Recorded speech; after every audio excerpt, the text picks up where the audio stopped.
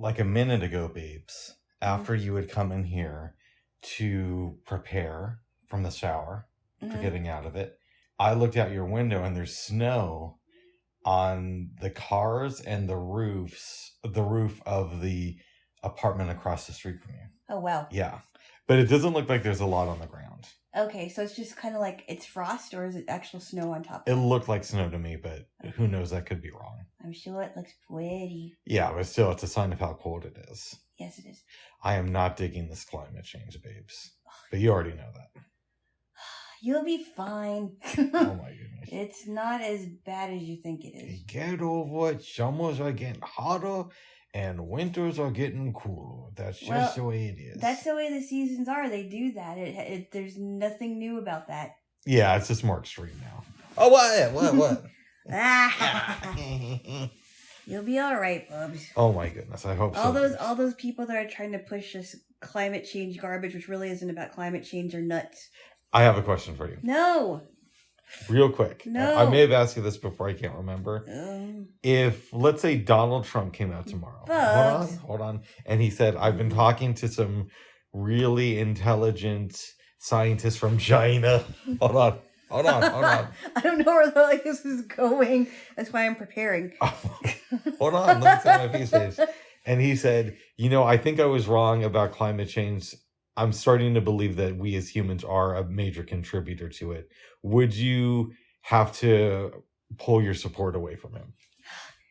I don't think he would say that. I doubt it too, but if he did. Because he's not that kind of a climate change person. I think he has concerns about the windmills and how the windmills and solar panels and how if they actually work, but I honestly can't answer that question because I don't think he would say that. I don't think he would, but stranger things have happened. He came out in favor for the shots. Yeah, but he never what do you call it? He never forced anyone to do that. No, it was just his opinion. I mean, I don't agree with it. Believe me, I don't agree with it. But that is his opinion, and he's never tried to force anyone to take it. Like if you don't take it, you're whatever. Right, but he did strongly suggest it, and he did say that He suggested it, but suggesting it is not the same thing as mandating it. Babes, but he also said, What? Stop. He also said it was the best thing his administration ever did. No, what he means is they got Bubs. You're taking it out of context. you're getting. Oh man, you get triggered so easily, babes. You bring it out of me, Bubs. I don't know what it is, but keep it in. No. Hey, keep it in. Hey, Bubs, don't you think that you're doing me a favor by actually bringing it out of me because then you actually know what I'm thinking? Yeah, but I think you could just tell me with words instead of having to attack me. Wait a minute. Oh. Okay. Well, move over here just a little bit because you're about ready to get to the edge there. Oh my goodness. What was I going to say? Now I lost my train of thought. Uh-oh. That might be good for you. Yeah. Let's move. Let's move on. Yeah. I am reading Theodorus Rex, which is the second volume on the Teddy Roosevelt biography. I'm going to move this. Oh my goodness. Sorry. And you're rocking your Bubs. Bubs. It's interesting so far. This heard like a noise from you. What? Like a fed up noise. No, I didn't. Okay, good. No, I was just laughing. Okay. Because of the way that you're... When I moved my blanket out of the way, you're like... Well, because I was saying something and in the middle say something, you're like, I'm going to do this. I'm going to do that. I'm going to think, well, go ahead, I'm going to do this. Oh. What? What? You make fun of the littlest things I do. No, I don't. Yes, you do. Well, babes, I'm a satirical genius, for one thing. Satirical genius? Yes. But... Who said that? Oh, many people. Really? Yeah. I'd like to know their names. Yeah, like I never made you laugh. You did. Once, Bob, once. No. You were talking about politics, and you said something anti-Trump, and I started laughing at how absurd you were. But that was it. Bob, I do not sound like that, first of all. Okay. And also, you made me laugh about other things. Okay. It's not just that. Yeah. Well, let's get back to the book, babes. Okay. If we can. We can. police are coming. Where we wrapped up yesterday is it was the end of the first book, and Teddy Roosevelt just found out that McKinley had died. They were expecting it for a while because he had been shot, but nobody knew for sure when it was going to happen. So he leaves his vacation to go back to Washington. And now in the second volume. By the way, as a quick aside note, if you were a fan of this book, that must have been torture having to wait 20 plus years between volumes. Right. Because the first one was written in 2004? No, the first one came out in 79. The second volume came out in, I want to say 2001. Oh, yeah, more than 20 years. Yeah. Wow. It's almost like a Mark Lewison fan. Yeah, I know. Yeah. We're still waiting for the second volume. Come on, bro. Yeah. Anyways. While we're still young. Yeah, while we're still alive. While you're still alive. Yeah, exactly. Yes. In any event, second volume, he goes to Washington, and they don't swear him in at first. Then he goes to a friend's house. Then he hops on a train and pulls down the curtains. McKinley's body is in one car of the train. Oh, wow. He's in another. Wow. And I believe their train almost hits a carriage. Oh. Did he know that McKinley's body... Yeah, he did. Oh. Of course. Of course. No. You didn't hear the question. Go ahead. Did he know that the body was in the train car next to his? Yes. Okay. Yes. No, I knew what you were going to ask, babes. So they're traveling, seeing all these people. Your man eventually goes to... My man? You're getting triggered today, babes. No, Bubs. Seriously. All right. Keep on the subject here. Teddy Roosevelt sees McKinley's widow, pays his respects, all that stuff, gets sworn into office. Now, he was a little bit concerned because there had never been a president in history who had become president because of an assassination that won a second term. Yeah. Right? And I think now it's just like him and LBJ. Is that right? That might not be right, but I think it was something like that. Okay. Anyways. So there are two members of McKinley's cabinet who he thought might leave. But as he's on the train, they made a stop, I guess, and a paper boy, put a paper in the train. Yeah. He read it, and they said that they were going to back Roosevelt. Oh, wow. So that happens. He gets sworn in, and now he's dealing with being in the White House as the president. Yeah. And he's speculating, what am I going to do with my life once I leave office in 3.5 years? Because he didn't know that he was going to get reelected. Right. And at the time, he was the youngest president in U.S. history. Wow. Now, JFK, I think, became the youngest president-elect. Okay. But I believe Teddy Roosevelt is still technically the youngest president. Wow. I could have that wrong. Okay. So he wants to know, well, what am I going to do? I'm going to be in my mid-40s once I get out of here. Wow. And how am I going to live the rest of my life? And they said that because he was really intelligent, he had a lot of friends who had peaked early too, who were kind of concerned about their futures. Wow. Like one of his friends who he was talking to was 39 and at the height of his powers. Really? Yeah, and I never thought, what would that be like to peak so early? Huh. Yeah. And he wants to get votes, obviously. So he has to find a way to push his own agenda, but yet still stay true to some of the things that McKinley wanted. Because they elected McKinley. I mean, technically, yes, they elected Roosevelt, but they didn't elect him to be commander-in-chief. Right. But they need somebody to. Yeah, he's in the position now. Yeah. And he meets with Booker T. Washington during the day. And that's important. We'll get to that in a second. People are kind of, they're not quite sure how to feel about this. Yeah. Booker T. Washington by then was very influential. But still, it was very rare for a black person to hang out or to come to the White House. I mean, it had happened before, but it wasn't a very common event. Right. And Teddy Roosevelt basically told him, okay, there's an area of the country. I'm going to put some black people in positions of power, but not a lot. But I want it to be high quality people. Uh-huh. Because if we just like put tons of black people in them, white people are going to like, be upset with this. Right. Like in a big way. Yeah. And I know I'm sounding like, a sixth grader. Yeah. Girl, but that's what it is. A sixth grader. Yeah. Or sixth grader boy. That's what you laughed like when you were 11. That's what you laughed like when you were 11, too. No. And when you were 19. No. Okay. Silly boy. Silly boy with silly girl. At some point, he invites Booker T. Washington for dinner. Now, Booker T. Washington was the first black man ever to have dinner at the White House. Okay. They say that in the book.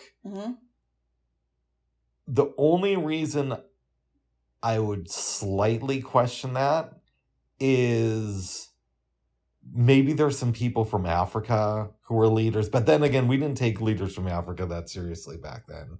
And, we were trying to colonize that area of the world. So maybe that is true.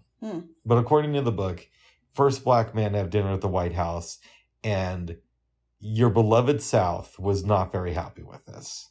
They were denouncing Roosevelt and Booker T. Washington in their newspapers, using the N-word to describe Booker T. Washington, and saying stuff like, well, what would happen if Booker T. Washington's leg accidentally touched the leg of Teddy Roosevelt's wife? Oh, wow. So crazy stuff. Crazy stuff. And they were saying, well, maybe Booker T. Washington can bring one of his kids to the Christmas party so his daughter and Theodore Roosevelt's son could fall in love. They say that, but they said that like liberal white people and the black media were a little bit more kind to them, and their approval ratings started to go up in those communities. Oh, wow. But because of the uproar, Teddy Roosevelt never invited him to have dinner at the White House again. I think they had another meeting, though. But what was his position? What do you mean? On Booker segregation? No, Booker T. Washington. What was the other meeting about when he went to dinner? Well, it was just, I don't know the specifics of what they were talking about in dinner, but I imagine that they were talking about how to put more black people in positions of power, who were the best ones, that type of thing. And maybe, and this is just an assumption, getting somebody from the cabinet to speak at the Tuskegee Institute. Now, I don't know that for sure. That's speculation. Okay. He did have him to the White House again, but he made sure to do it during daytime hours. Right. So there would be less of a controversy. Yeah. What do you think of all this? That's crazy. It's great that Roosevelt did invite him to dinner, or and even to the White House in general. But because of the time, and this was before the Civil Rights Movement, very risky, I guess, is for the time. Yeah. And I understand that. And now in the book, they're talking about this meeting that a lot of people in the steel industry, like a lot of the higher ups, where they're talking about what are we going to do, because there were some worries that Theodore Roosevelt might try to break up their monopoly. Even though if you look at his writings, it seemed like he was very pro big business. Roosevelt. So that's where we are now there. Jaylo. Oh my goodness. Do you want to read this 3-part biography at some point? I don't know. Oh. Possible. Yeah. I don't know much about the Roosevelts. Yeah. Yes. I heard a little bit here and there about Franklin Roosevelt, but I don't know a whole lot about Theodore Roosevelt. But it's good that you're reading that. I would like to read a presidential biography with you at some point, whether it's this one or the LBJ books. I don't know. I think I don't know much about McKinley or Coolidge. Just some of the presidents that you don't, they're there, but they're not as prominent as Kennedy or the Roosevelt. Yeah, Kennedy or Roosevelt. Yeah, Roosevelt's. That's possible, babe. So we could read something about them. I don't know. That might be interesting. Yeah. Even though William McKinley was only in office for 1.5 terms. Little over one term. Little over one term. Okay. Yes. So we. So you okay? Little over one term. Oh. Ooh, buttons. Yes. They changed the presidential laws to where if you're if you're vice president Mm-hmm. and the president gets assassinated, but it's less than 2 years into his first term, you can only serve out that first term in a second one. So you can do 3 terms.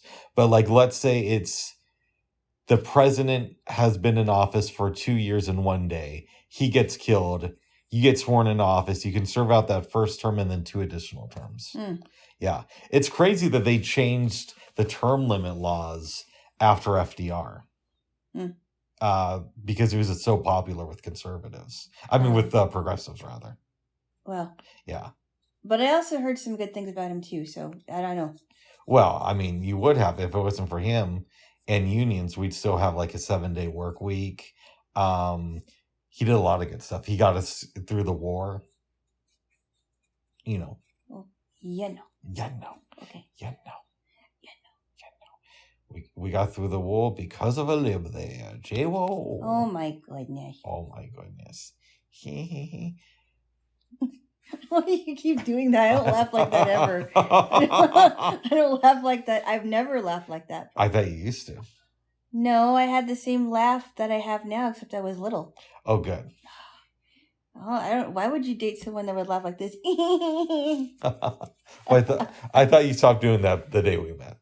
What? Yeah. I've never did that. Oh, good. I've never did that. Not even. Not even a little bit. I would get annoyed with myself if I kept going.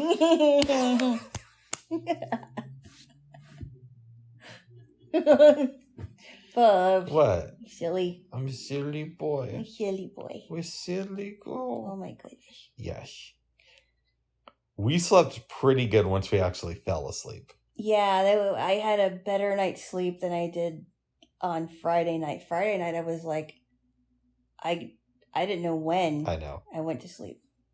And then I woke up at 10 a Saturday morning. Yep. And you woke up what time? Around the same, a little earlier, I think. Yeah, and then last night it was much better. And we're going to talk about our dreams later. I actually forgot to talk about another dream I had the other night, but they were both really weird. Yes. Yeah. Well, that's good, babes. That's good. Yeah. Yeah. Okay. I just hope I don't slip when I'm walking away from your place today, babes. You know, there was let me tell you about a snowy day that happened. Tell me. Okay.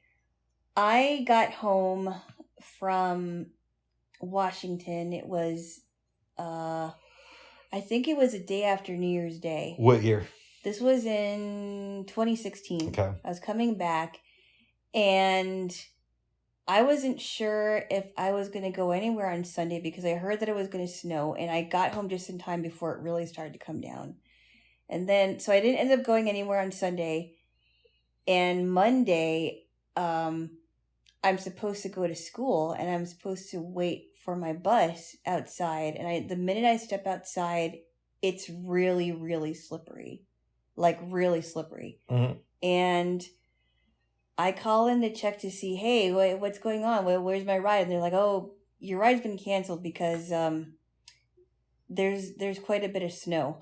And then I checked my school's website, and they were canceled too. I'm like, yes, I get an extra day off. But I remember that. I'm like, there's no way I'm gonna walk to the bus stop or walk anywhere when the ground is this slippery.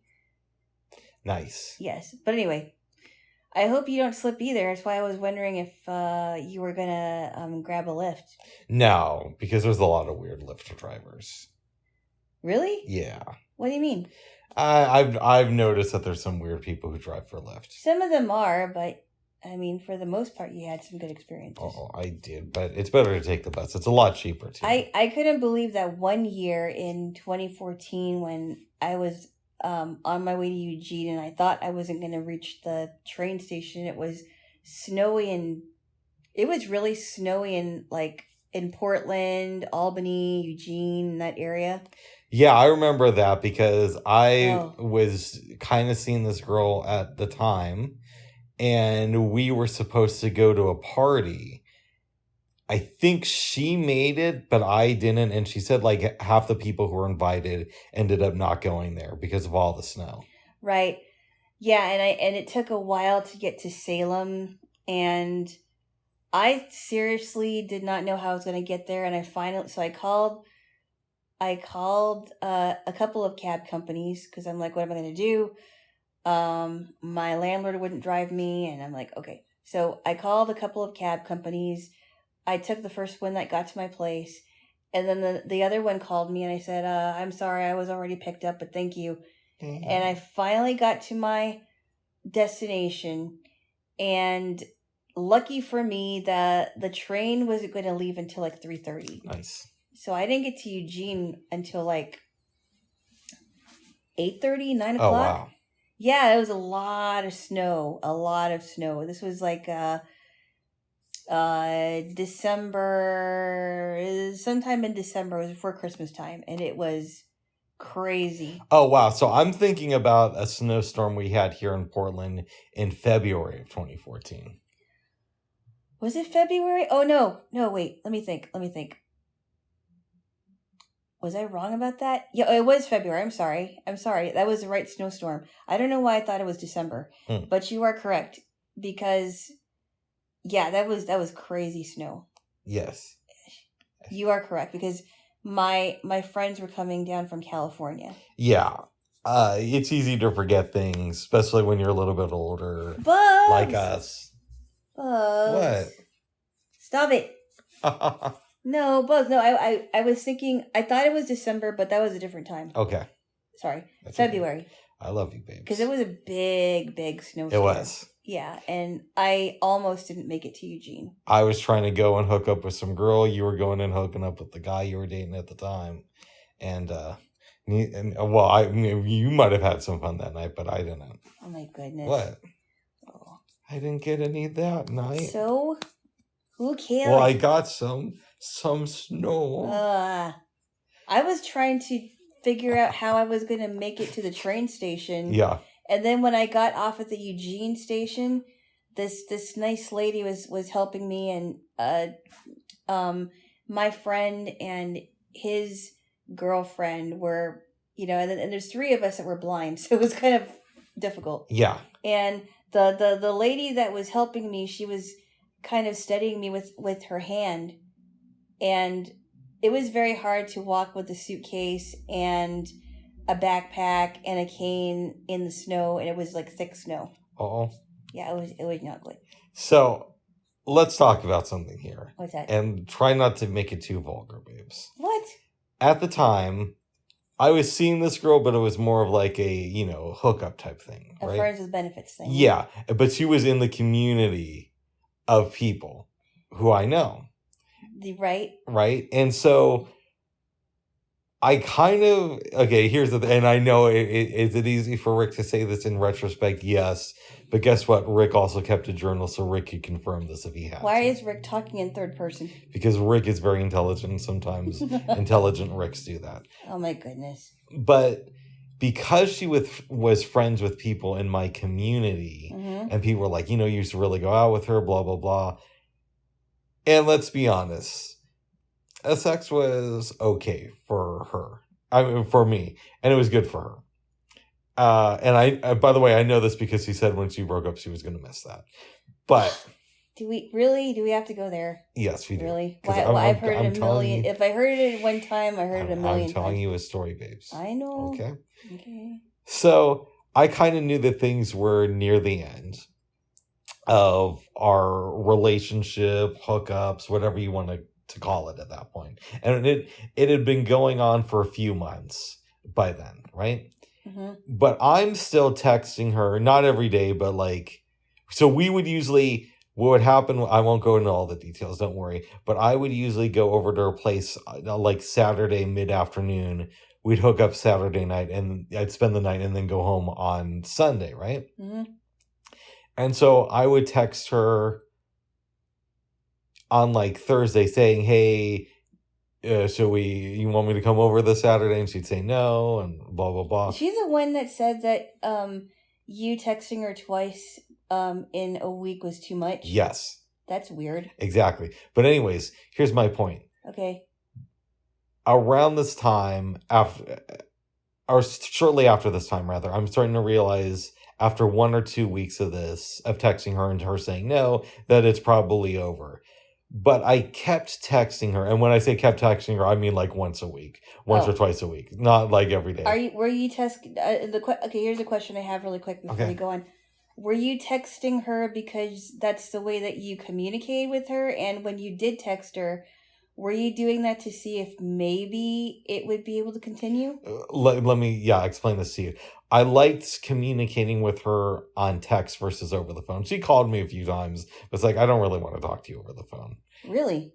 When I say a few times, I mean a few times over the course of the couple months we were hooking up, right? Uh-huh. So it's not like a few times a week or anything. But yeah, I mean, part of me still wanted to go over there and have some fun. But that was also our main form of communications. But anyways, so things things pick up with us in December. They kind of like slow down in February, right? Of 2014. 2014, things picked up in December of 2013. We had gone on some dates before then, but I wasn't really feeling it, and she wasn't either. But you know, things happen in life. Okay. Anyways, so after a couple of weeks of her saying, hey, I'm not really, this weekend isn't good for me, I put it together. Okay, this is pretty much over. And I wanted to stop texting her. And again, this meant texting her once a week. Yeah. But I thought to myself, then I'm going to get blowback from the community. Like, this community was so great. Meanwhile, I don't talk to any of these effing people anymore.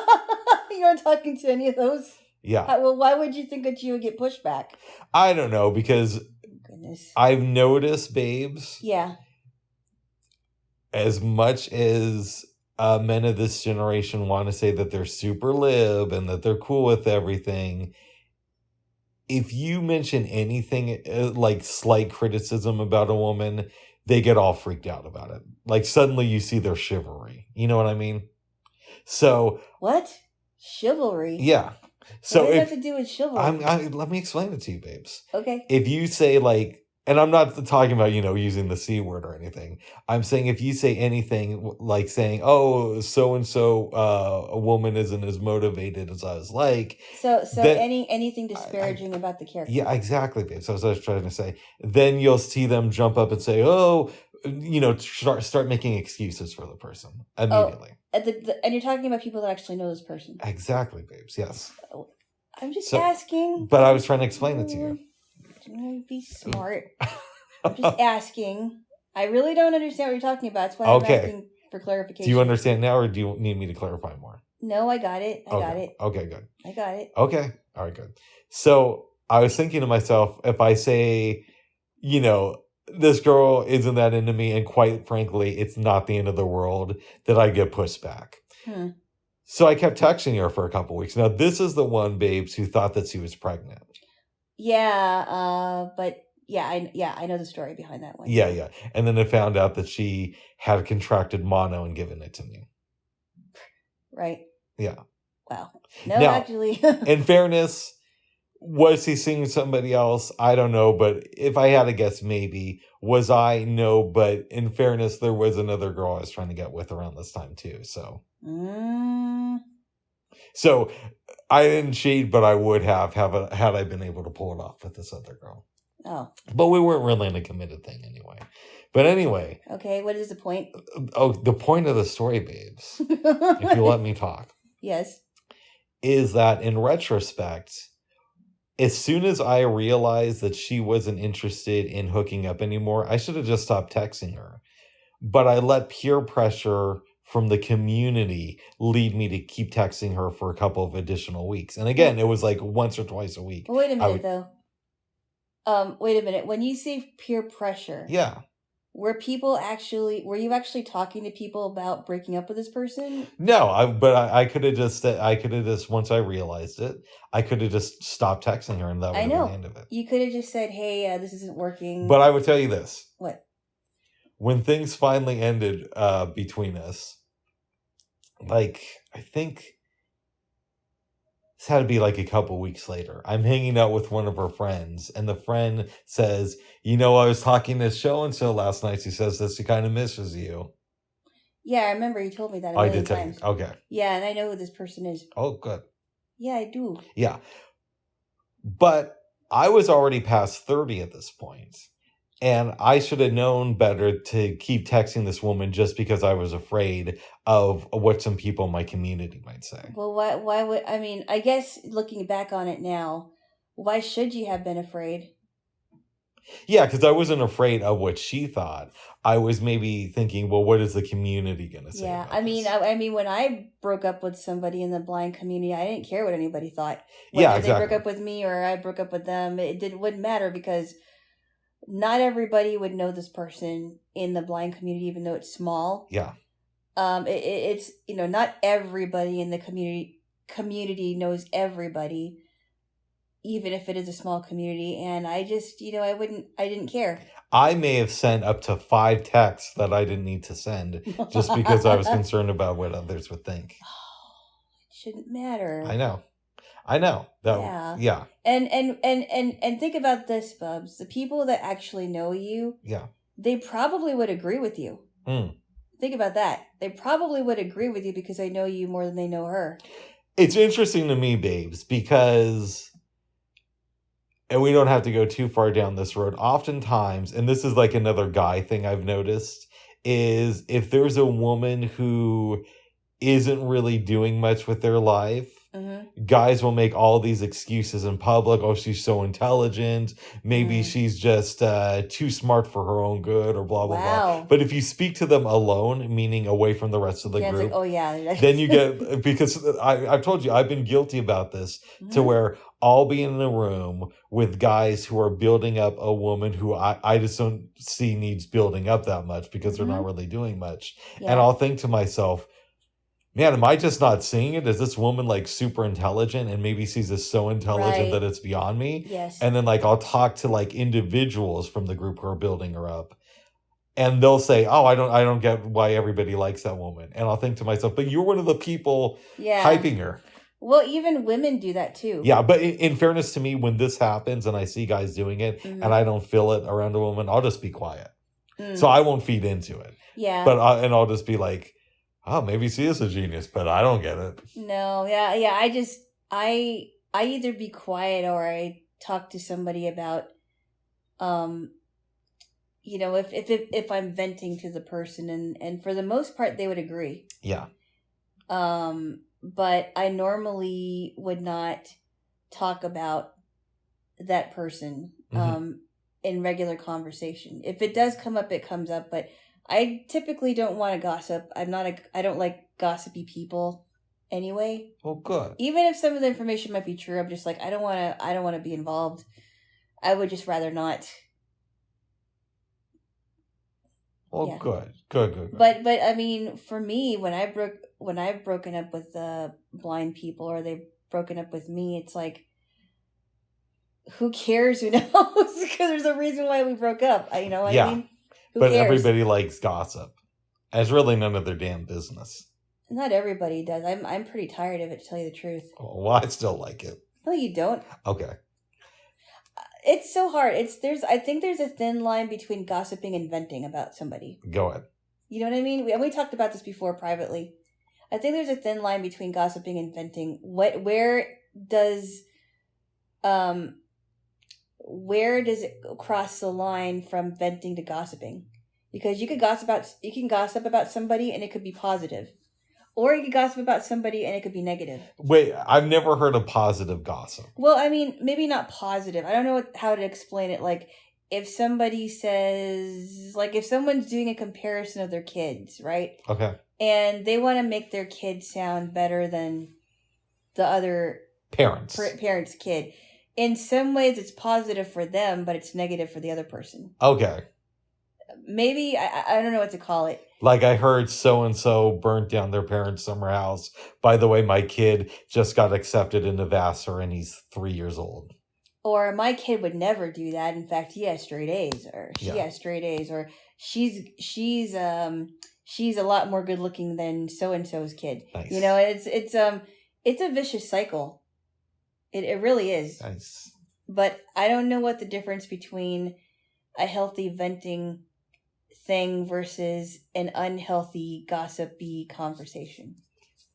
I don't know, babes. Yeah. Yes. So I try not to really get into that. I had an ex that would gossip about stuff that was going around his office. And I'm like, that's just not good. I don't really know these people. I don't even care. It's not affecting me. And he's like, I know. It's really not good to gossip. I'm like, no gossip then. Shush. Shush your mouth. Oh, good. I'm thinking to myself, he's very lucky I don't have a big mouth. Oh, my goodness. So I could have gossiped about it over town. But it's probably one of the reasons why we only dated for 2 months. Oh? Yeah. Well, good. Yeah.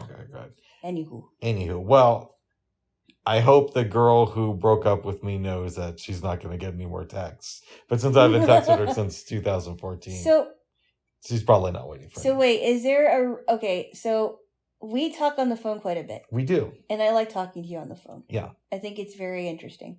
We have a lot of interesting conversations, especially the 8-hour one. Yeah. Unfortunately, I didn't record that conversation. Good. You didn't have the mixer. No, I didn't. Good. This was before that.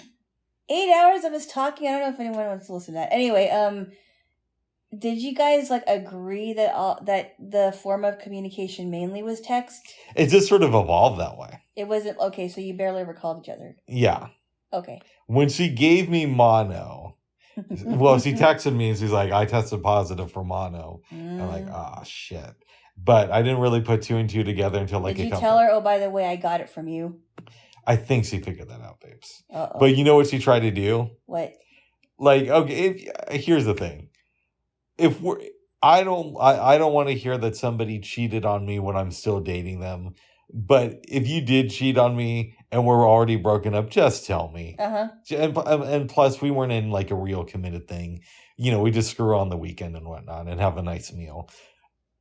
Because I'm the nice boy. Yeah, I love how you're just so honest about that. Everybody knows babes. You did, Bubs. Yeah. Everybody knows.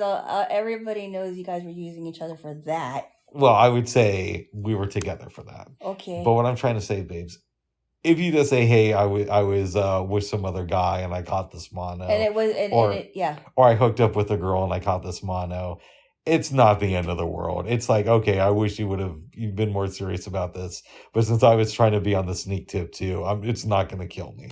But what she instead tried to say was, there were a couple of times where we shared a beer with a mutual friend of ours, and I just passed the beer around, and she said something like, well, we must have got it from sharing that beer. What? Yes. Just that one. What? Yeah. Wow. Okay. And I'm thinking to myself, okay, let's just not call her on this and say, okay, it must be true. But it's like one of those things, you know you're lying and I know you're lying, but neither of us, because of social things, are allowed to say that you're lying. But wait a minute, mono is very contagious once a person gets it, though, right? I don't know, I guess. I mean, for all I understand, mono is caught through kissing, so... Well, it's caught through kissing and bodily fluids, and again, we had thought, meaning me and my mom, not that I caught it from my mom, but... Oh, okay. We had thought that I had it when I was a teenager, like when I was 13. Uh-huh. So, just through an odd circumstances, I didn't catch it until I was in my 30s, but I thought I had already had it. Okay. Yeah. Yeah, I don't think that you can just explain it away by, I think it's because we may have gotten it from the same drink.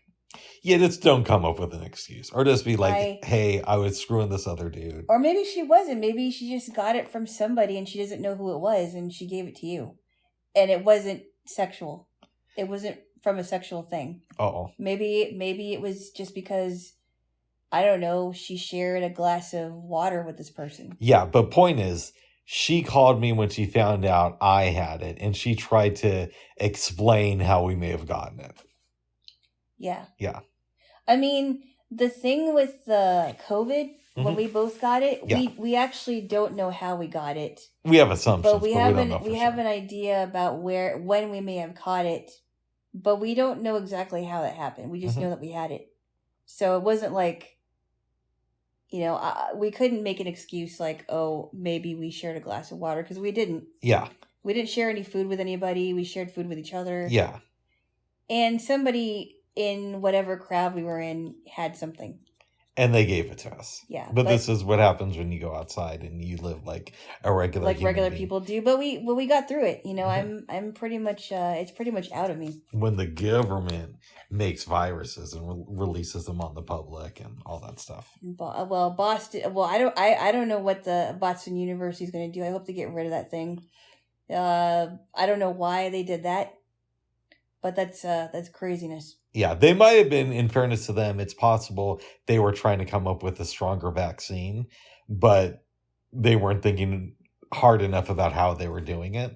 I'm glad they decided not to release it into the public. Why would they? I don't know. Again, maybe they wanted COVID to hit the front pages again. Well, I don't know. I don't know. Sometimes I don't know why people do what they do. Oh. But anyway, let's veer away from the mono conversation. Yeah, you brought us there, but we don't have to stay. No, I did not. You're the one who brought so-and-so up. Oh. In fact, I didn't really want to talk about so-and-so. Oh. Because so-and-so is not healed. The night we hooked up for the first... Me and her. The night we hooked up for the first time was at this Christmas party. And there was this other girl I really wanted to talk to. But not for like a casual hookup. I thought she was really cool. And I've never seen that girl again. Uh-oh. Yeah. But I'd met her a couple times before then.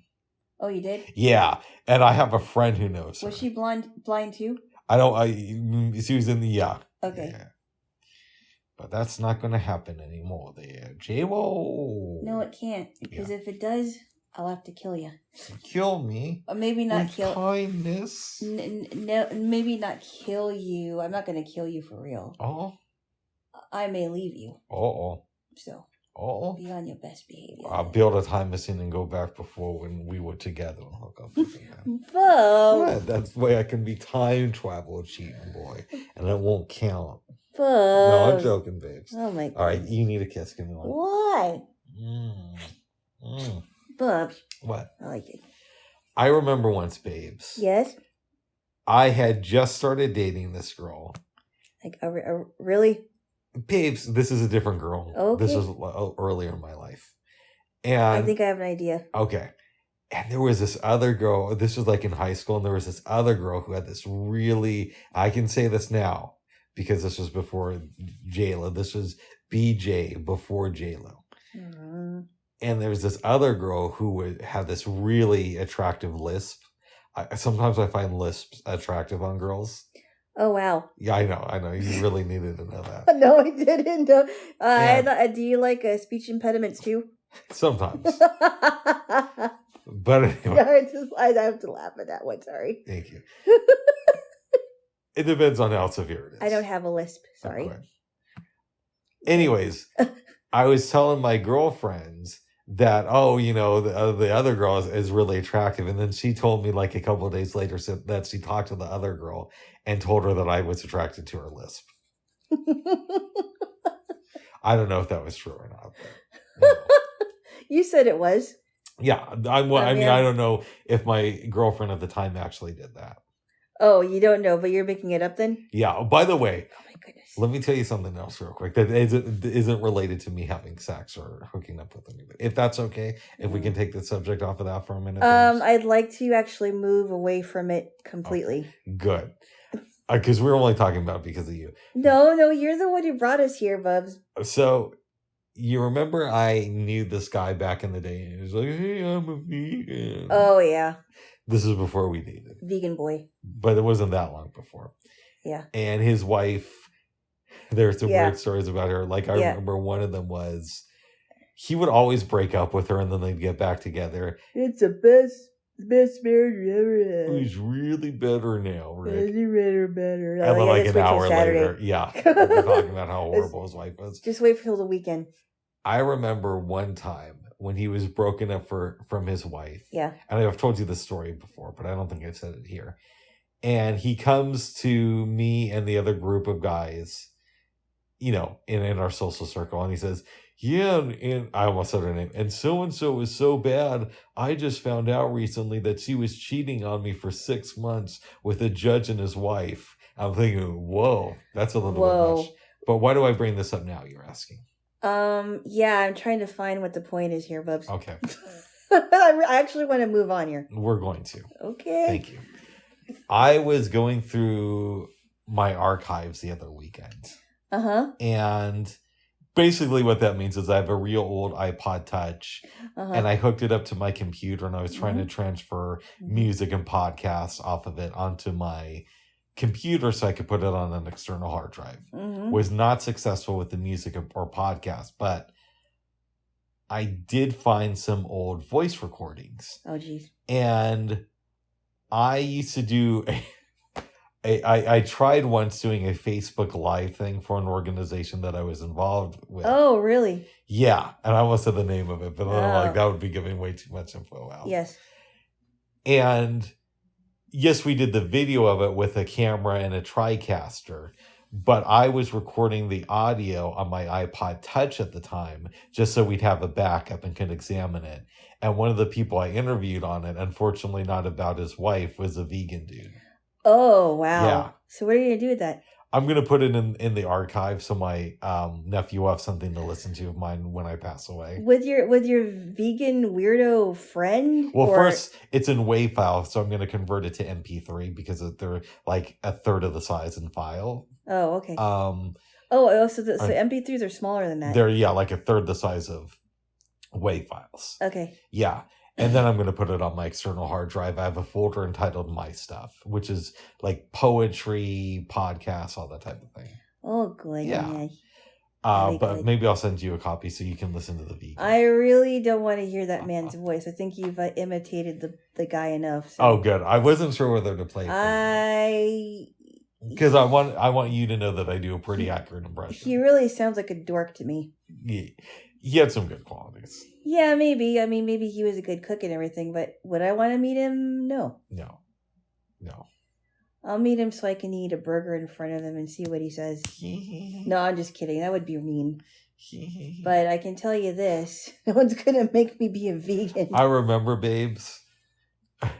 We had one friend in the community who said, you're never going to leave Boulder, to the guy whose wife used to cheat on him a lot.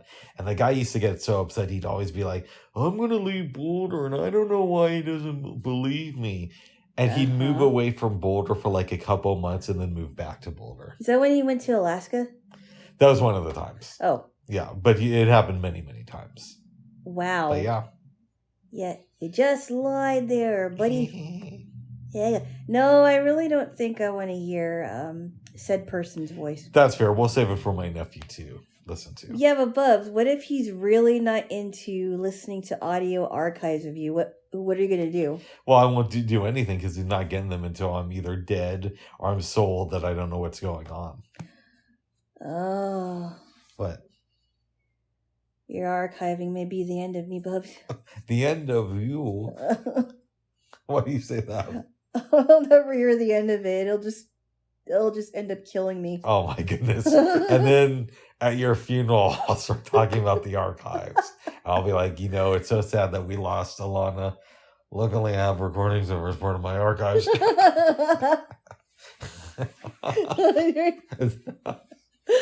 That would be funny. It's too bad I wouldn't hear it. Yeah.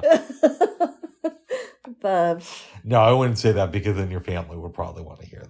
And they would be like, really? Yeah. Oh. No, but then, there are people in my family, like my sister, who understands that I'm a very private person. And I think she would be like, no, I don't think it's a good idea. Yeah. Probably really private. Maybe I won't say that during the eulogy. My sister and I, and I'm talking about my twin. Yeah. We're not like people that want everything out in the open. I know what I'm going to say about you at your What? funeral. Uh-oh. I'm going to say, Alana, there's three things she loved in life, but one of them you obviously know is me. But the other two things were Jesus and contributing to my archives.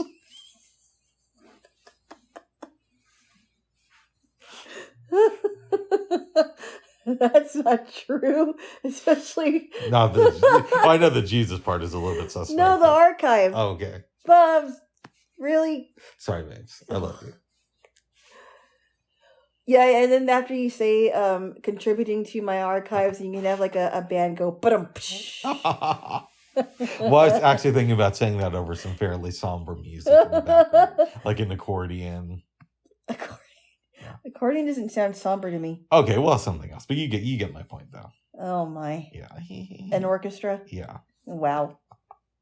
Maybe I'll even play selected clips from the archive at your funeral. Who knows? She always liked to talk about food too. Yes. And here's a specific clip that was dealing with some chocolate ideas we had. Right. Oh, wow. No, I don't know if I'll do that, babes. Please don't. Okay. Yeah. Babes, what do you want to talk about? Well, remember, we watched a few things, but before we do that, we made some really yummy burritos. Before that, even, we...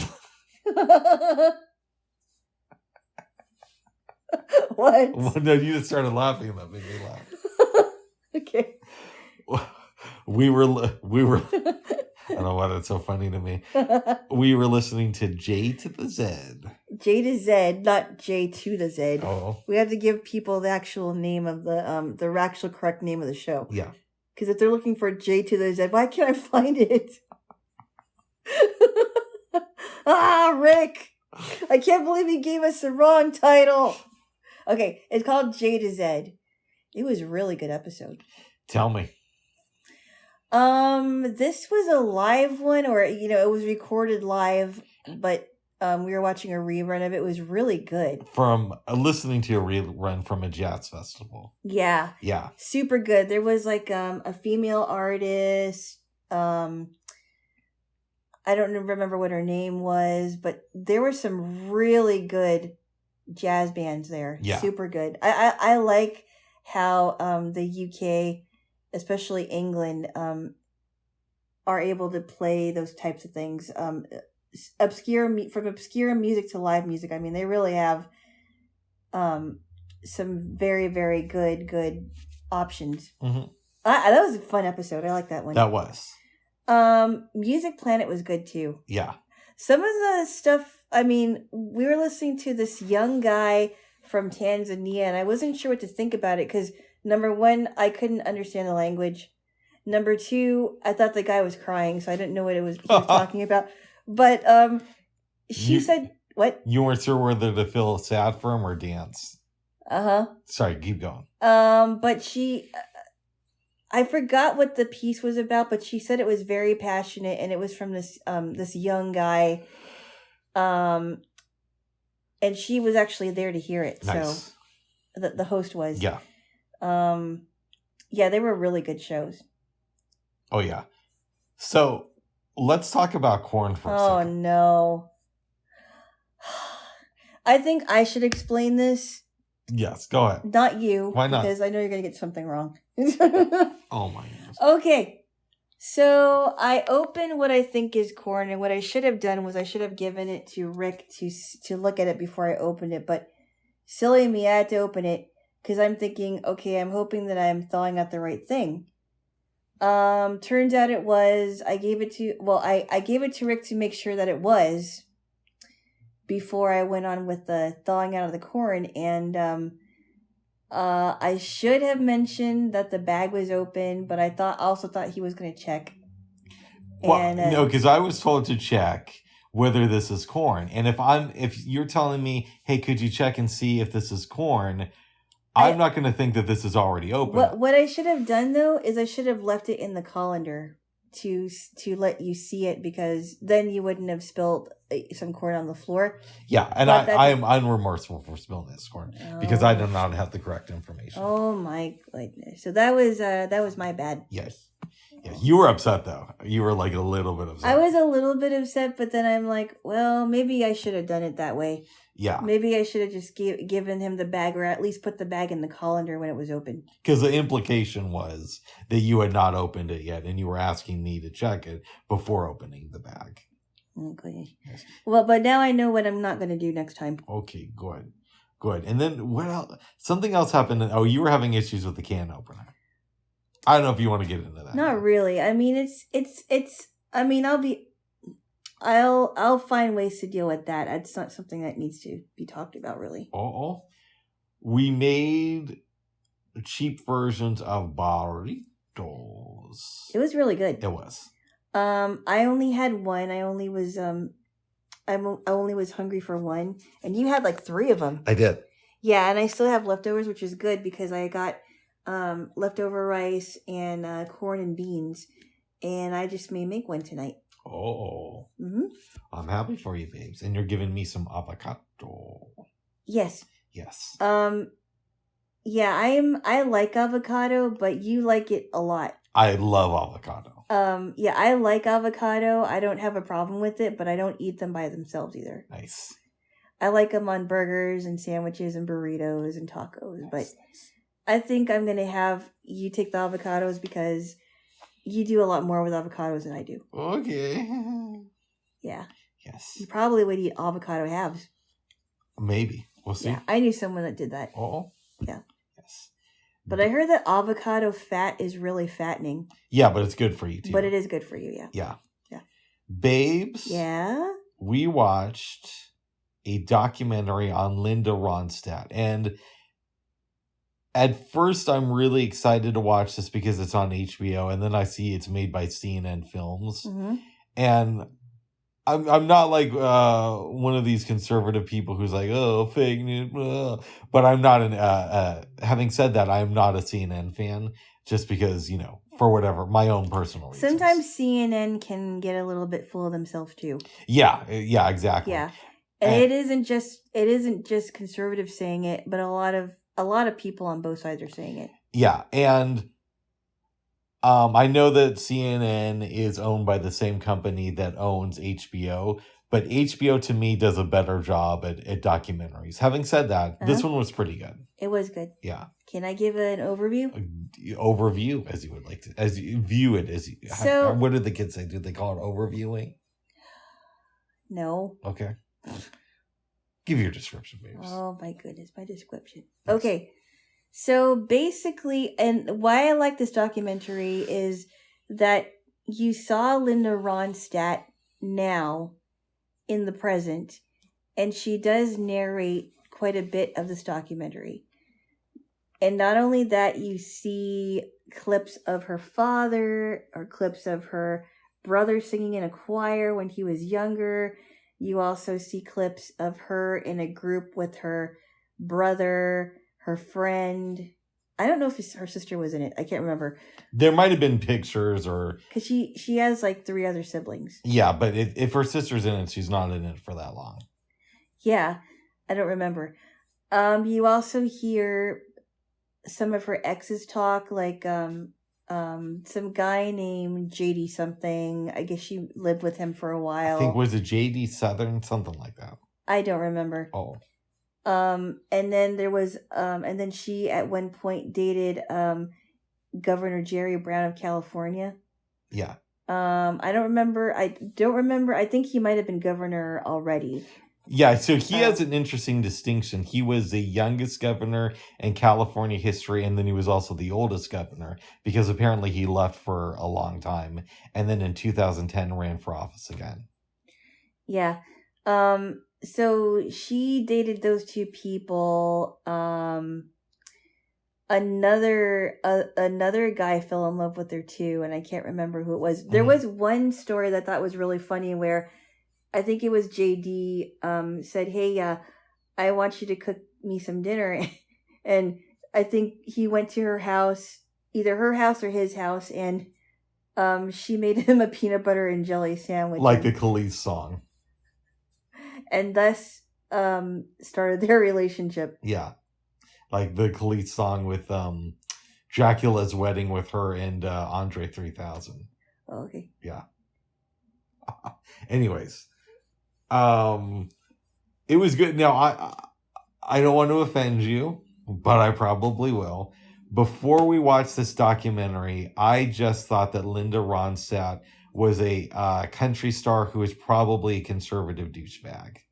Because, I assumed that she was conservative, and I assumed that she was a country singer based on what I knew about her. And so that those two things led me to believe, I've been hearing over the years that she was a big lib. And it was clear when she was talking about whether, because she was interviewed about Jerry Brown. Yeah. And she said, well, this relationship is not political.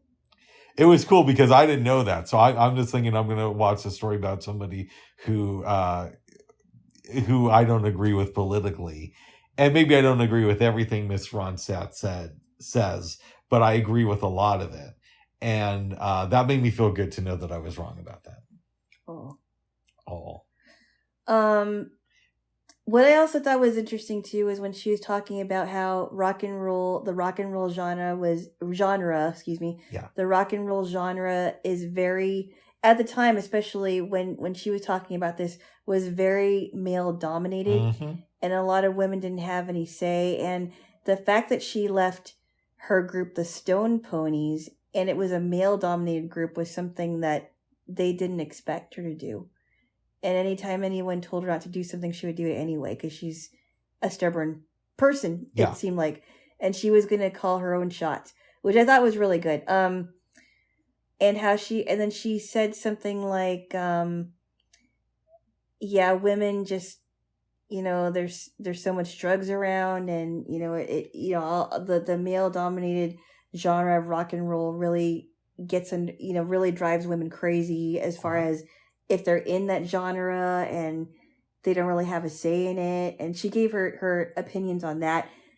I also liked it when Dolly Parton and Emmylou Harris were talking about how they met Linda Ronstadt, and they did an album, the three of them together, and they played clips of their harmonizing, and they did really well. I liked when Dolly Parton was talking about how Linda Ronstadt was a perfectionist, in the music studio, so she'd keep having Dolly do takes of particular songs. And she pretty much said, "Oh yeah, she was a pain sometimes, but she got results." And she's like, and then they're like, and together they were thinking, well, who's going to sing lead? That's really the only thing that they argued about. Like, what are we going to sing? Who's going to sing lead this time? How are we going to harmonize? And the other thing, too, I just assumed, I told you some of my assumptions about Linda Ronstadt, but I also just assumed that she's this, an old white lady. But apparently she has some Spanish blood in her. She's Mexican. Oh, Mexican blood. There's a difference. Oh. I didn't find this out until I took this class in the early 2000s at a community college that I was going to, and we heard clips of her singing mariachi music. And I thought that was really cool. I had no idea that she had Mexican in her. Yeah. And apparently I think it was her father and her grandfather. I think her grandpa was Mexican. Well, I mean, if her father was and her grandfather and her father was. His side would have to be. I think they were trying to explain where the last name Ronstadt came from, and I can't remember what she said about that, because Ronstadt sounds German. Also, her grandfather on her mom's side was some inventor of some note. Like, didn't he invent the microwave? No, he invented the something with the stove. Okay. Not the microwave. Well, no, I thought they said that he invented the microwave and something to do with the stove. It wasn't the microwave. It was something else, but I can't remember what it was.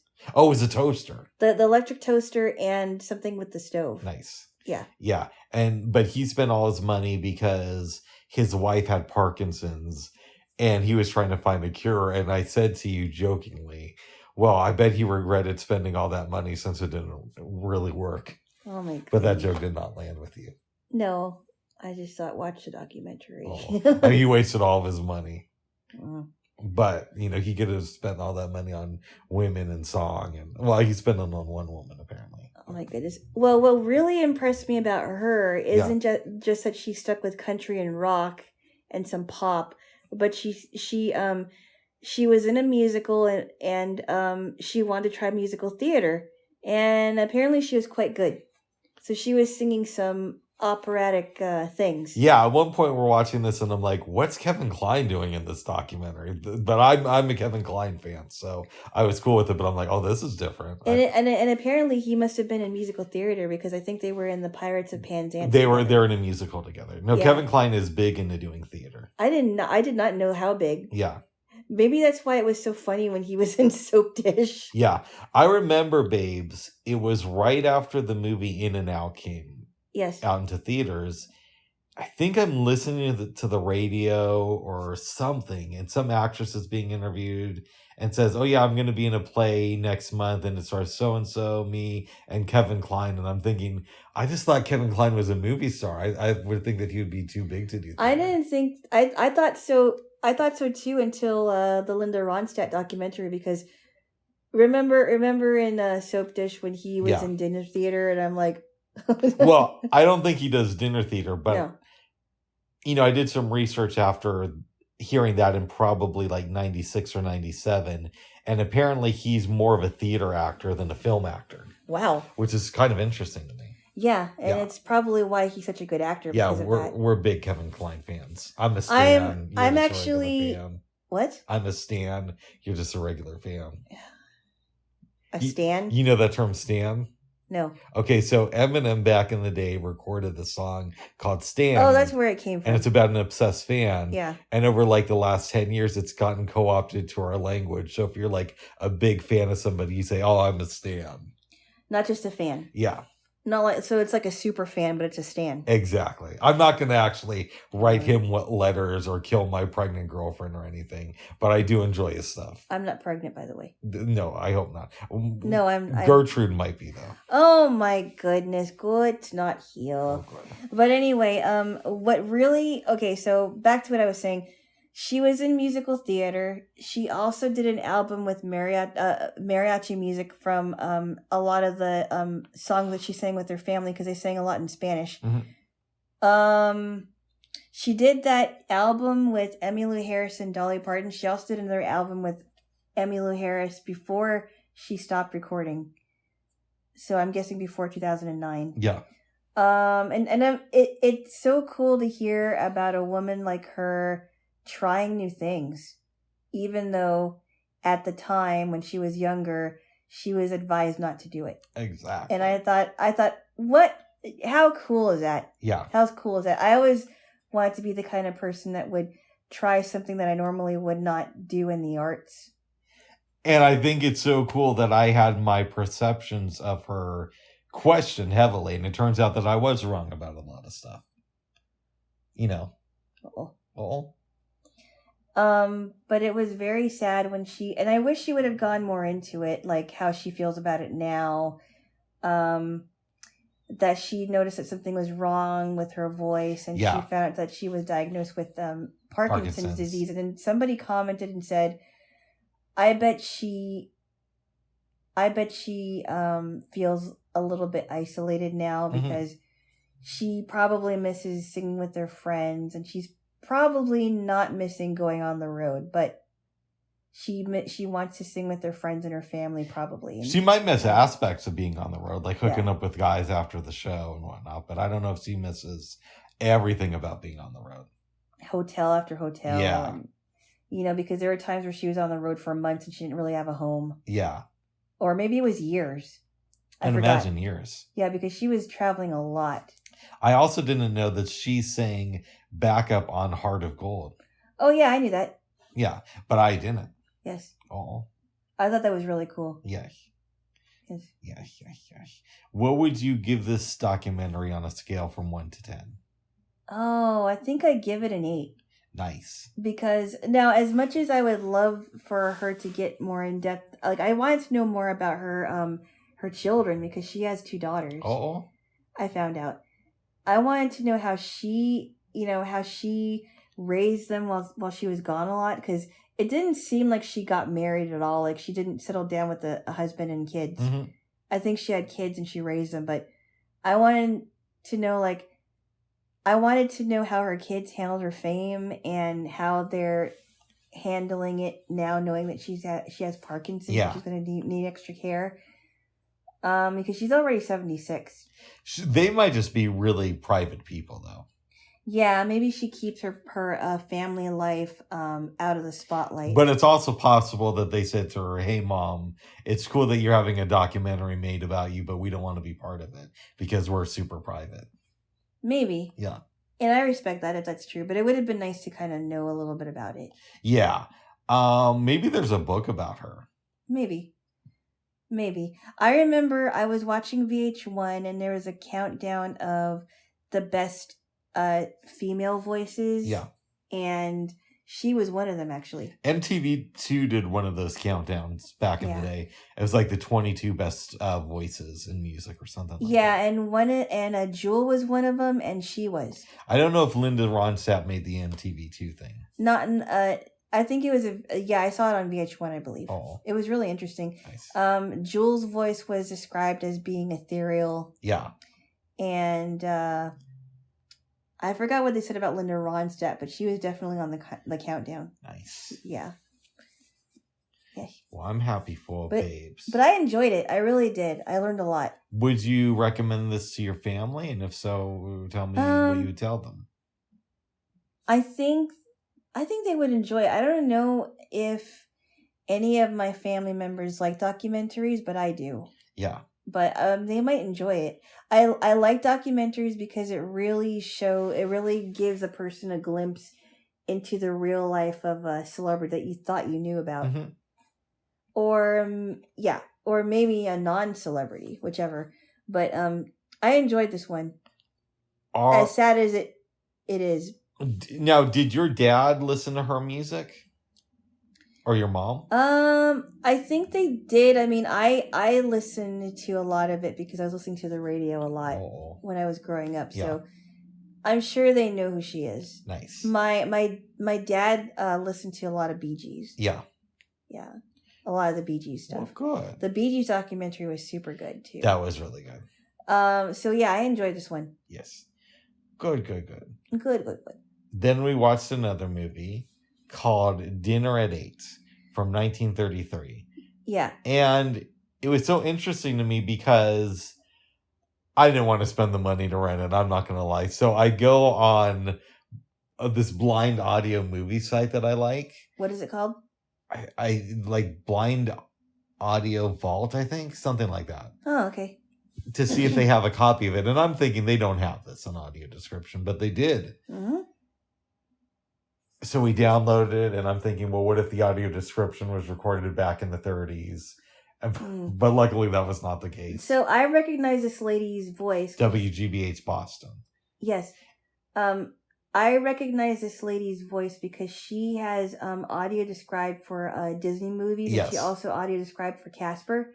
I have them on my on my laptop, so I know who she is. When I was on Clubhouse a lot, yep, I think it was a room for the 15%. Yep, they were talking about audio description. Yep. Matter of fact, I might have even spoken in that one. Yeah, but they said that WGBH Boston, they do a lot of audio. I would always just thought of them as like a radio station. Yeah, but apparently they're also like I think I'm getting this right. I hope I am. They're also, I believe, a PBS affiliate. Really? Don't quote me on that. That's the impression I have. Yeah, because I'm not familiar with WGH Boston, or maybe I didn't know about them. Oh. But she mentioned it. Yes. No, she's an excellent describer. Let me ask you this. Was it WGBH or WBH? I don't remember. I thought it was WGBH. It might be WGBH, but I was... Yeah, because I know WGBH was one of the partners who used to do the World podcast. Okay, along with PRI and the BBC. Yeah, I don't know who that is. But anyway, I don't know what it is. But I was paying attention to who was on the screen and who was going to be playing what. Oh. But I thought she was an excellent describer. Yeah, and the film it takes place when it was made in the early 30s, So people are dealing with the depression. It's a bunch of these high society folks. High society. That's what I said. No, you didn't. High society is slang. High society. People who know. And there's supposed to be this dinner at 8. And the film is basically about the people who are supposed to be attending the dinner. Yeah, it's put on by Millicent Jordan, who's like this, like, she seems like a very uptight, uppity, rich person because her husband Oliver Jordan had a fortune. Mm-hmm. I forgot what he was doing. But Millicent Jordan was having a dinner for Lord and Lady Ferncliff because she has to invite these this lord and lady from Britain. Yeah. And I mean she was great. She was great in this movie. And then you enter these characters, Carlotta Vance, who was the woman that Oliver wanted to marry back in the Disney. And I think she was supposed to be another rich person. Because she owned a bunch of stock in the Jordan company, but wanted to sell it and was considering giving it or selling it to Oliver, but then somebody swooped in with a better offer. Right. Yeah. And I think that happened to be Dan Packard, but we'll get there in a minute. Oliver, admitted to Carlotta, well, I was in love with you at one time and I almost married you. And you know, he's married to this wacky woman, Millicent. And so, she was an interesting person. You know, she was saying, oh, I really should go home. New York is not the same anymore. I don't want to be here. Huh. But I stay at the Versailles. Yeah.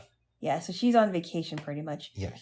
So all these things happen. Paula, the Jordan's daughter, is engaged to a man named Ernest, but she's in love with Larry Renault, who's played by one of the Barrymores. Yep. I think it was John Barrymore. I can't remember. Oh. But Larry Renault is supposed to be this actor, but he's fallen on hard times and he becomes a raging alcoholic. But he doesn't know that he's fallen on hard times, or he hasn't accepted it, rather. No. And his agent is trying to get him work because he feels very, very sorry for this guy. Mm-hmm. And is making excuses for him. Would you continue, please? I don't want to give everything away. I don't want to. Jean Harlow is in this movie too, but like Larry, he's full of himself. The agent can get him a small part in this play, but Larry thinks that it's a big come down for him, and he's doing the producer of the play a favor. Mm-hmm. They have to have a meeting, and Mr. Renault basically doesn't get his way with the play. Agent breaks down life to him and says, you know, this is my last day with you. I'm going to leave. But before that, there's some stuff you should know. Pretty much everybody I talk to about thinks that you're a joke and a complete loser. He reads them some telegram from earlier that day, leaves. The managers of the hotel where Larry is staying at come to him and say, we need you out by this time tomorrow because some of our regular clients want to stay here. They leave too. And Larry decides to end his life by asphyxiation. Horrible way to go. Paula is at the party. Mm-hmm. She's talking to Carlotta. And she's ready to tell everybody what's going on. I don't want to give the whole part away because I want people to see it. Yeah. Dan and Kitty Packard are another couple that are just something else because Kitty is... Jean Harlow. Found out, Jean Harlow, who's having some kind of affair with Dr. Wayne Talbot. But it seems like Dr. Talbot isn't really interested in her. Mm-hmm. And she pretends to be sick in bed so that the doctor can attend to her. Yeah. Meanwhile, her husband, I think, is a brute. Dan Packard. I thought they were going to kill each other because there was a scene where they were getting angry and they were fighting with each other. He almost backhands her. She throws a bracelet at him. They both treat the maid like she's stupid. Yeah, there's something else. They're it's like they're a couple from the gutter. Yeah. Pretty much. Who just happens to have money. Right. And then they have the dinner and the movie kind of ends. Yes. Yes. Yes. I enjoyed this film. It wasn't what I was expecting. I thought it was not. I wasn't expecting it to be that way either. Yeah, I thought it was going to be more of a comedy and that Jean Harlow was going to be the main star of it. And she's good in it, but it's a supporting role. There are funny things in it, but it's not just that. There's also a lot of serious stuff. Like, the obvious thing is, I was pretty surprised that Larry killed himself in the movie. I was too, because nobody really talked about this in the 30s movies that we've seen. They don't talk about this stuff. About suicide. No. Being past your prime. No, exactly. And they don't talk about alcoholism, and they don't talk about domestic violence, because I seriously thought Dan and Kitty were going to just pummel each other. Yeah. They don't talk about women talking back to their husbands or vice versa. Husbands talking back to their wives. Husbands telling their wives to shut up. I mean, you don't see that. And they didn't talk about like coronary artery disease or coronary heart disease either. Also, if you made this movie today, yeah, you could have Larry kill himself, but you'd have to have like more dramatic music in the background. Mm-hmm. And you couldn't just bring it up nonchalantly at the dinner party like they did. Yeah. There'd be more to it than that. Right. And I kind of like that he just like kills himself, and then some of them learn about it at the dinner party, but they don't really do much about it. Yeah, because they're still thinking that Larry's supposed to come. If that happened today, they'd be like, okay, let's have a moment of silence and dedicate this meal to Larry. And while Carlotta is Carlotta is trying to console Paula, because Paula is just learning this, and she's about ready to say that, I don't want to marry Ernest. Carlotta is like, now come on, you better put on a brave face. And she also said, and so she's dabbing her face with the cloth. Yeah. And she said, and Ernest is not going to find out about this, because she's crying over a dead guy. Mm-hmm. So, and now she has to grow up at 19. I like that. I like that a lot, actually. Yeah. Yeah, I thought it was and it forces the characters to really deal with their problems. Yeah. And it really makes you think. Does this film make you want to learn more about the Depression? I don't know. I don't know. I'm not sure. I need to find out more about it. I should know more than I do, but I don't. Ugh, they had so hard. I mean, we have it hard now. Think of how hard it was before we were born. Exactly. Yeah, they had to really work. And that's probably why when you see the younger women and the younger men in the 30s and 40s, they seem a lot older. Because they were working the farms. They were working the farm. They were going broke. Yeah. All that good stuff. Right. Or bad stuff, I guess. And the generations after them, like our generation, were much younger than they are. Yes. Yeah. Yes. What would you give this film on a scale from 1 to 10? Oh, I'd give it an 8.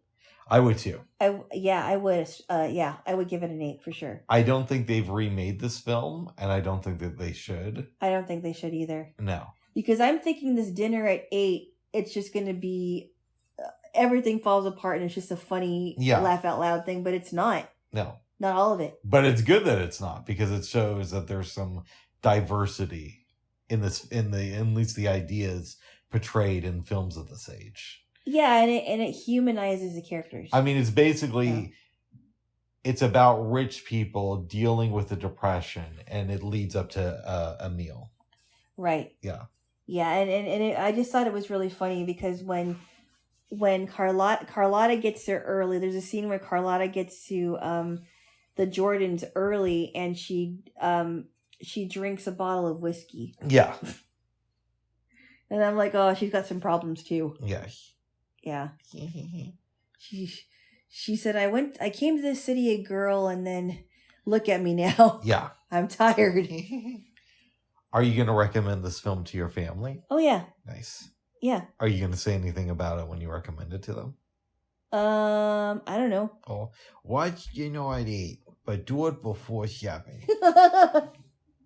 Do it before 8 p.m. No later. No later. You can have it after dinner. Maybe you see it after dinner or before dinner. And then you can have dinner at 8. Yes. Speaking of which, I don't like having dinner after, way after 7. Oh?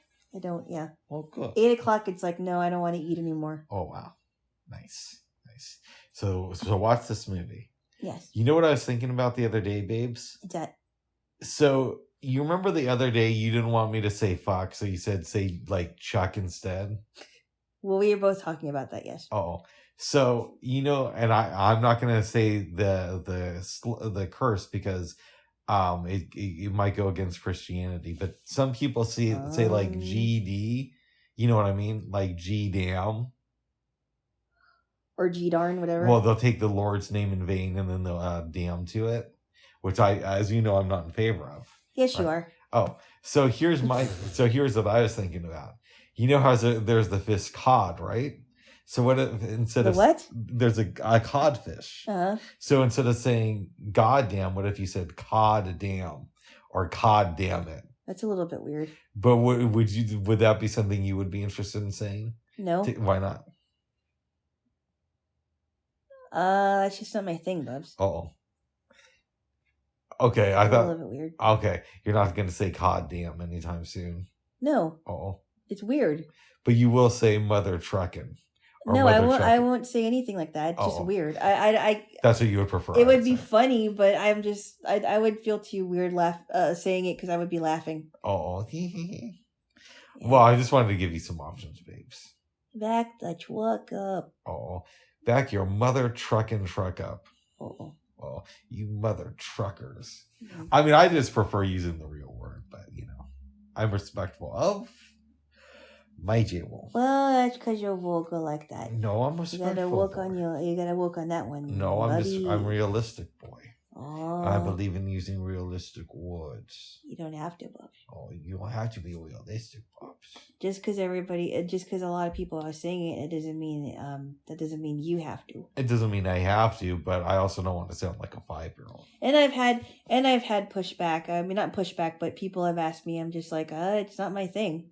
Wow. It's just not my thing. I grew up around it. I don't like it. Wow. Yeah, it's just words to me, but I just wanted to let you know that cod damn is an option. What? You weirdo puppy. We have cod damn on the menu and we have plenty of it. What? Give me your noise. No, why? I didn't say anything wrong. What did I say that was wrong? I don't know. You're just weird, bub. Give me your noise. No, give me. Noise. Give me a kiss. No. Why did you cough? What happened? I don't know, because something got stuck in my goddamn throat. What? What's that for? Stop it. I didn't say GD. I never. You weirdo. No, I never would. My mother trucking throat. What? Bub, would you stop it? Oh my goodness. You're being weird. Give me a kiss. No. Why not? I don't kiss weird people. I don't either, but I'm willing to make an exception in this case. No. Okay. All right. Oh, bother. Oh, bother. What am I going to do with this? Oh, I think you already know, babes. What am I going to do with you? I don't know. Well, I do know. But babes. Yes. Oh, dreams. Yes, dreams. Why don't you tell your dreams first? Because I have a couple of dreams that I'm going to tell. And they're pretty weird. Mine was kind of odd, too. I had a dream that I think I was at a concert in Europe last night. Uh-huh. And in the dream, the concert ends and you and I go up to the artist and basically said, hey, I introduced myself. I said, me and my girlfriend would love to take you guys around the city, show you some stuff. They say, cool. But then I turn around and you're walking away. So I go after you and I'm thinking, this is weird. They're keeping up with me at kind of like a brisk pace. And I tap the shoulder some woman, it's not you. And then I think I see you. And then I say, Alana, what are you doing? Uh-huh. Alana. And then I wake up. That's weird. Yeah. There's no reason why I would run away from Rick. So. Oh. Yeah. Yeah. Yeah, I would not do that. Well, good. I woke up and no, I'm not going to say that. Well, okay. Okay. Anyways, a joke came into my mind, but it might fall on deaf ears, so I won't It will fall on deaf ears. Oh. I won't be listening. Oh, it is. Well, tell me about these dreams you had. So, I had a dream the other night when I finally was able to go to sleep a little bit. Oh, someone's yawning. Yes, that was me. I know. Oh. So I had this dream that I was in Washington, but I was back at my aunt and uncle's old house, which is really strange because they moved to another city years ago. And I get in contact with an old friend of mine. Well, she's still here, but our friendship's kind of up in the air right now. So, well, at least on my end. But I call her up and I say, hey, would you like to do something for Christmas? Because I had some time, and even though I was spending Christmas with my family, I would have some time to eat lunch with her or something.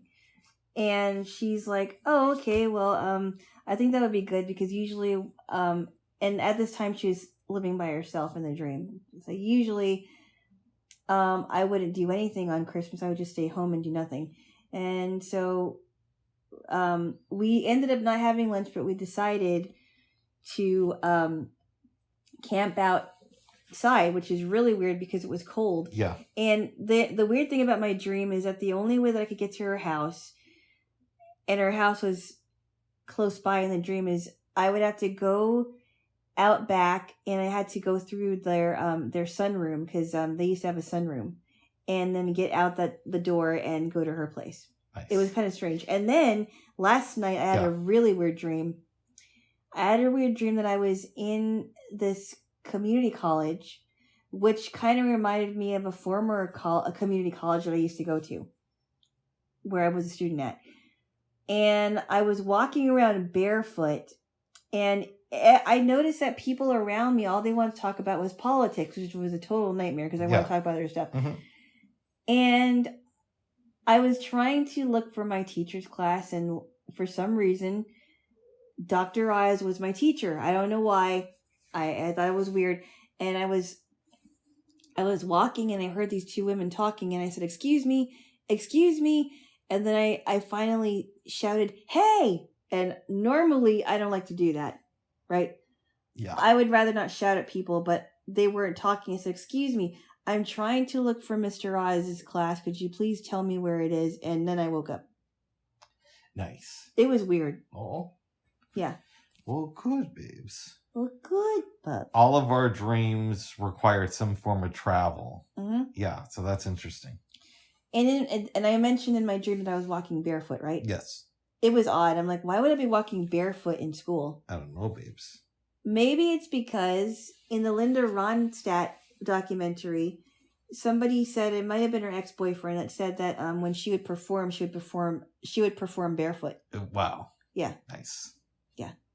Which I wouldn't. Well, so you might have a lot of fans who have feet fetishes, though. A foot fetish. Some people like to do that. I mean, I personally don't like walking barefoot in public. I don't like walking on dirt. No, or on gravel. Yeah. Yeah. Or grass. Yeah. Because you don't know what you're stepping on. I feel you with that, babes. I don't like walking on mud. Yeah. So I wouldn't be doing that. The only time that I ever performed barefoot was when I was performing hula dances. Nice. With my group. Well, good. Yeah, and because you're required to dance barefoot when you're doing the hula. Nice. I don't know if you knew that. I did. You did? Yeah, you told me that before. Oh. Yeah. Okay. You never once did a hula dance before? No, I'm a guy. And I'm guys straight. Do that. And no, I'm sure there's plenty. There are straight guys as hula dancers. I never got into that. Okay. Yeah. Okay. I'm sure there's straight guys that do Tahitian dances too. Nice. Which requires a lot of hip movement. Oh, good. Nice. But anyway, those were my weird dreams. Yes. Yes. Well, babes. Yeah? We probably won't be doing this next weekend. No. But you might come over to my place And then maybe we'll sneak in an episode, and then maybe we'll do one over the phone too. Okay. Yeah. Because Rick's got an exciting gig next week. That's right. I'm excited for you. Thank you. I wish I was able to see it, but it is the next city over, and it's far. Yeah, and it's like a private event and whatnot. Yeah. But But when you get a gig in Portland, I'm gonna go. Oh, good. Yes. Good. I want to see my man perform. Yeah. Yes. Yes. And I'd love to take you to the flute fair they're gonna have. Yeah, I think it's just for members only, right? I don't know. I couldn't tell you. Oh, but this week you will be listening in to the Portland Flute Society. Yes, the Greater Portland Flute Society has the First Tuesdays online, which is basically an online, kind of like an online conference. Yeah. And this time we are going to learn how to use our jaw properly in playing flutes. And I'm really excited about that. I think it also is going to, she's also going to talk about breathing exercises. Very good there, Jaylo. Which is always good for any flute player that either hasn't performed in a while or hasn't taken lessons in a while. Yeah. So. Well, good, babes. Good. Yeah. This Tuesday. Yeah. From 7 to 8. Yes. Well, Jaylo, is there anything else you want to talk about?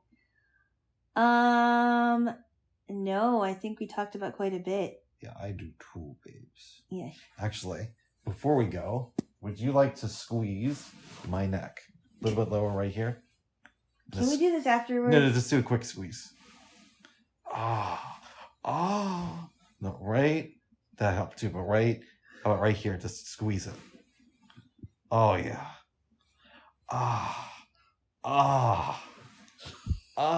Yeah. I'm massaging his neck, everybody. Yeah. Oh, yeah. Oh, truck, yeah. Bumps.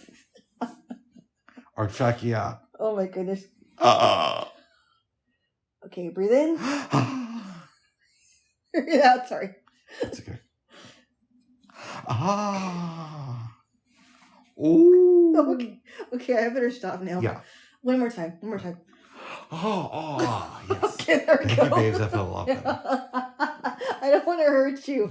Every time I do that to him, and I give him like a little massage. Yeah. I always feel like I'm gonna hurt you because you're very vocal. You do, but you're also breaking up stuff, so it's a good kind of hurt. Because sometimes you're like and I'm like, are you okay? Yeah. And at times I kind of laugh because I'm like, I shouldn't be laughing, but I don't know what to do. Oh, good. It's nervous laughter. Oh. It's not at you. Oh, good. Well, why don't you give me a kiss and then we'll wrap it up.